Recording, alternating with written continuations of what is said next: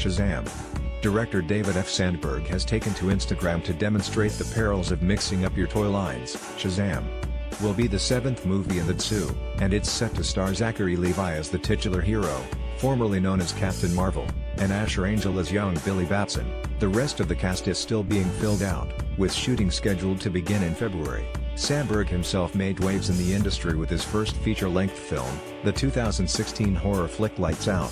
He then followed up that smash hit with an even bigger success with last year's Conjuring series spin-off, Annabelle: Creation. Both films debuted to solid reviews and huge box office numbers, combining to rake in over $450 million globally. A few weeks before Annabelle: Creation hit theaters, however, Sandberg decided to dive into much deeper waters, signing on to direct Shazam. For DC's shared universe, Sandberg is an active social media user, a habit that's reportedly gotten him into hot water with DC execs. Don't worry, we're kidding, and so was Jeff Johns. He's been seen on Instagram goofing off with his Shazam figurines quite a bit in recent months, and he posted his funniest/most disturbing update yet earlier today. Just a heads up, the post below gets super graphic super fast. Apparently Sandberg's Shazam likes to indulge in a bit of hyper-violence every now and then.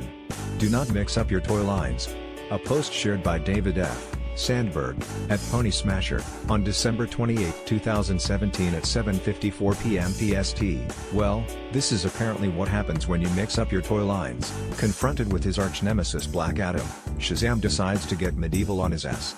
After holding the villain at gunpoint with what looks like a pair of firearms from the Terminator, including the famed .45 long slide with laser sighting, our hero strings Black Adam up and skin/guts him.